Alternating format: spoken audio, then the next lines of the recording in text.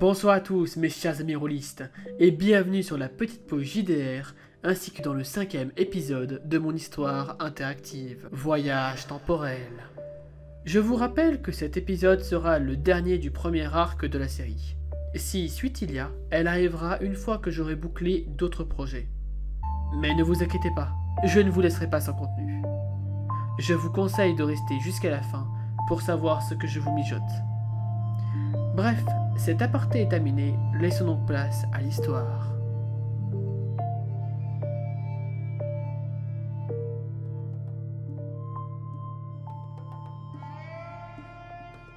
L'inventeur resta quelques jours à El Malexia, afin d'améliorer les relations diplomatiques entre les dames du désert et les seigneurs du temps.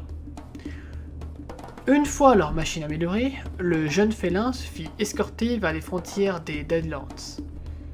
Il s'agit d'une gigantesque faille qui forme une sorte de labyrinthe naturel. Au sommet, de véritables champs de culture pourrissent à perte de vue. Il ne fait aucun doute que l'herboriste a fait apparaître les vers géants à cet endroit précis. La puanteur y est atroce. Lionel se couvrit immédiatement la gueule avec un vieux mouchoir. Il remercia enfin Rachelia qui fit partie de l'expédition. Cette dernière lui offrit une corde faite d'une matière qui avait l'air très résistante, ainsi qu'une sorte de masque à gaz qu'il enfila sans plus attendre. Les deux êtres se dirent adieu.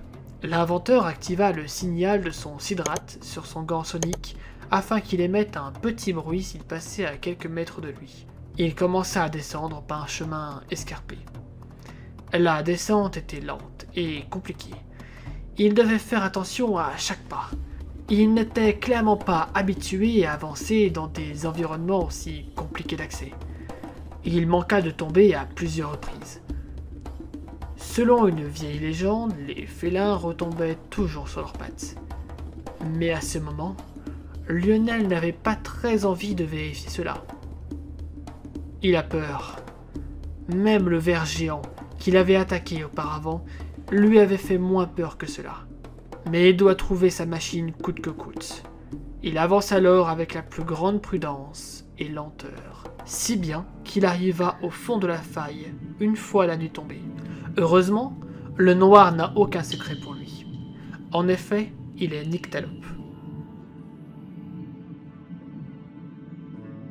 Après la périlleuse descente, il doit maintenant s'engouffrer dans un interminable labyrinthe.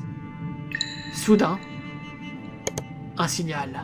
Son gant commence à émettre sur la fréquence de son vaisseau. Il sent une joie intense monter en lui. Il est tellement heureux qu'il laisse son instinct primaire refaire surface. Il court à présent à quatre pattes et se déplace avec une rapidité inhumaine et une agilité impressionnante. Son flair a tout fait de retrouver cette odeur si particulière des voyageurs temporels.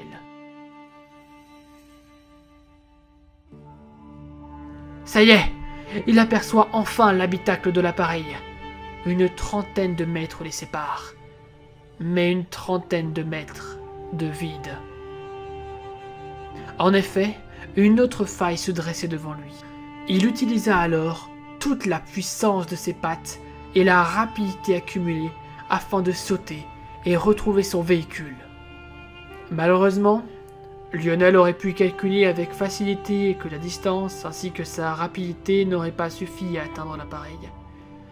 Mais lorsqu'un éméien laisse ses bas instincts prendre le dessus, il laisse aussi tout esprit logique.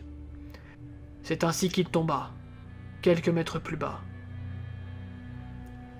La légende était vraie. Il atterrit droit sur ses pattes, ce qui, avec la violence de la chute, les écrasa sous son propre poids. Il hurla à la mort. Ses membres étaient tous tordus dans un angle peu recommandable. La douleur était atroce et constante. Il sentit alors de plus en plus de picotements sur son corps. Ses poils, et bientôt tout son corps, étaient recouverts de particules temporelles. Lionel poussa encore de multiples cris, au fur et à mesure de sa régénération. Il sut bien plus tard que ses cris avaient résonné jusqu'à la cité d'Almalexia et que ses habitants auraient vu un gigantesque rayon lumineux émergeant des Deadlands.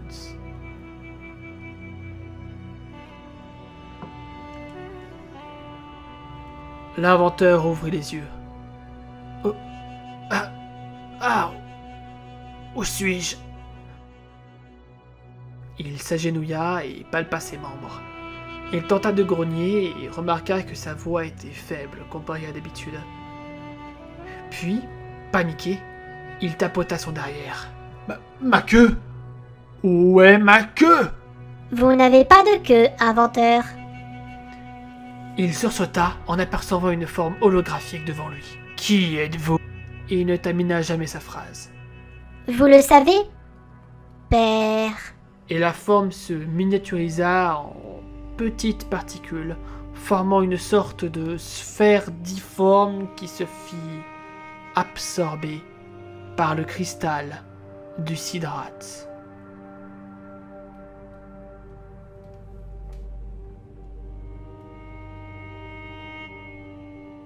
Et voilà, c'est la fin de ce premier arc de la série Voyage temporel, j'espère qu'il vous aura plu. Petit rappel néanmoins, au début de la vidéo, je vous ai annoncé que la série était en pause, mais que je vous préparais d'autres choses sur cette chaîne. En effet, avec Gossed, nous vous préparons des types d'interviews différentes, role interview. De plus, je souhaite faire évoluer cette série audio en LP narratif. Explication. Je prendrai un jeu vidéo qui pourrait bien se prêter à l'univers de ma série, et j'essaierai de broder une aventure avec mon inventeur. Il me faut donc un jeu où le personnage principal ne soit pas clairement défini, et où le scénario n'est pas très handicapant. J'ai déjà quelques pistes, et je vous mets en sondage ce que vous préféreriez que je fasse. Si vous aurez d'autres idées à part ce que je vous mets en sondage, les commentaires sont là pour ça. Pour finir, je souhaite qu'on accueille chaleureusement les membres de la Gazette du Rôliste qui nous ont rejoints dans cette grande aventure. Alors, bombardez les pouces bleus pour eux! Et à plus pour de nouvelles vidéos. C'était Morgane le Lion. Que souhaitez-vous pour le prochain arc? Choix numéro 1. Un LP narratif sur Portal.